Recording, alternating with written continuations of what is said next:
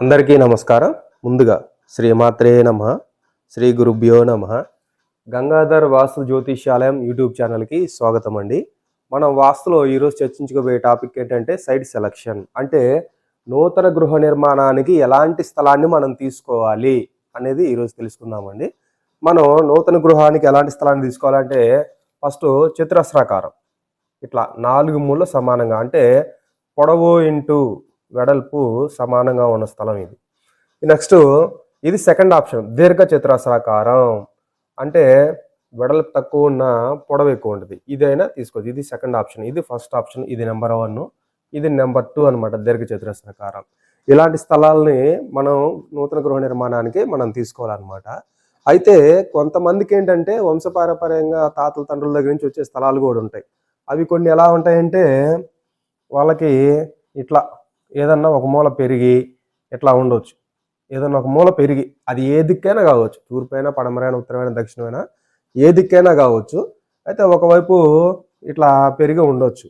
అయితే వాటిని ఏం చేయాలంటే మనం డిగ్రీలకి దిక్కులకి సరి చేసుకొని 4 మూలలు సమానంగా చేసుకోవాలి. అంటే ఈ క్రాసులు అనేవి ఇలా కట్ చేసుకోవాలన్నమాట.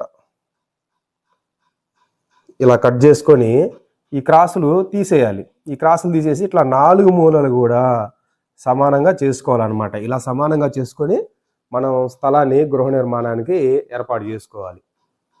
అయితే కొంతమంది ఉంటారండి, ఎలా ఉంటారు, నా స్థలం కొంచెం కూడా పక్కనోడికి వెళ్ళడానికి ఇల్లేదు, అది క్రాసులు ఉన్నా పర్లేదని చెప్పేసి ఈ క్రాసుల్లోనే ఇల్లు కట్టేసుకొని ఉంటారు. అలా ఉంటే అది చాలా ఇబ్బందులు పడతారండి, చాలా అంటే చాలా ఇబ్బందులు పడతారు. నెక్స్ట్ ఇంకోటి ఏంటంటే, ఇదే స్థలానికి ఇది తూర్పు అనుకోండి, ఇది పడమర అనుకోండి, ఇది ఉత్తరం, ఇది దక్షిణం, ఇది తూర్పు అయినప్పుడు ఇది ఈశాన్యం అవుతుంది కదా. కొంతమంది అంటారు నీ స్థలానికి ఈశాన్యం పెరిగింది, చాలా మంచి స్థలం, అది ఇది అంటారు. ఇంత క్రాసులతో ఈశాన్యం పెరగాల్సిన అవసరం లేదండి. ఎప్పుడైనా సరే మనం స్థలాన్ని ఇట్లా 4 మూలలు స్క్వేర్గా చేసుకొని ఇట్లా ఉండాలి.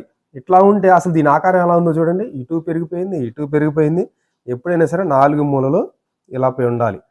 దీనికి ఇంకోటి ఏం చెప్పారంటే, మనకి శ్లోకం ఒకటి చెప్పారు మన శాస్త్రంలో. ఏం చెప్పారు, మాష మాత్రం ఈశాన్యం పుత్ర దారాది లాభకృత అన్నారు. అంటే మినపగింజంత పరిమాణంలో ఈశాన్యం పెరిగినా భార్యాపుత్రులకి లాభము అని చెప్పారు. అంతేగాని ఇటు ఒక 10 అడుగులు ఇటు ఒక 5 అడుగులు ఇంత పెద్ద ఈశాన్యం పెరిగితే లాభం అని ఎవరు చెప్పలేదండి, అది పొరపాటు. నెక్స్ట్ ఇంకోటి ఏంటంటే, మనకి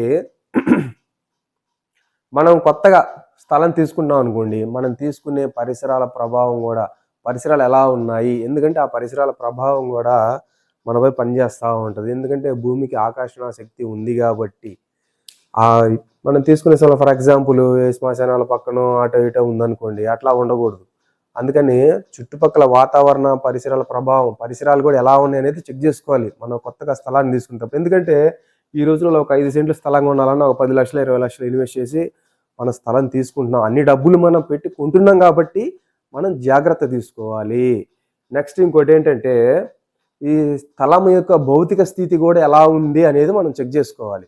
ఎందుకంటే మనం ఒక స్థలాన్ని కొనేటప్పుడే ఆ స్థలానికే 10 లక్షలు 20 లక్షలు ఖర్చు పెట్టి మినిమంగా, అంటే సిటీస్లో ఇంకా ఎక్కువే స్థలం కాస్ట్ అనేది చాలా ఎక్కువగా ఉంది.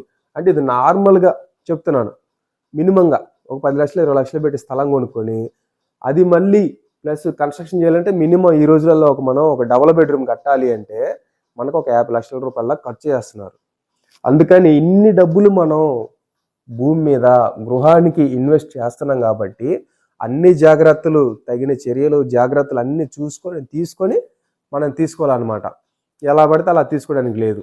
ఇప్పుడు ఈ స్థలాలు కూడా మనం ఈ క్రాస్లని కట్ చేసుకున్న తర్వాత కూడా డిగ్రీలకు సెట్ చేసుకొని దిక్కులకి తూర్పు పడమర దక్షిణం ఉత్తరం దిక్కులకి సెట్ చేసుకొని మనం గృహ నిర్మాణం చేసుకోవాలన్నమాట. దిక్కులకి ఎందుకు సెట్ చేసుకోవాలి అనేది కూడా మనం ఇంకో వీడియోలో మనం చెప్పుకుందామండి. అంతవరకు సెలవు. మనం నెక్స్ట్ వీడియోలో ఇంకో టాపిక్తో మళ్ళీ కలుద్దామండి. జై శ్రీరామ్.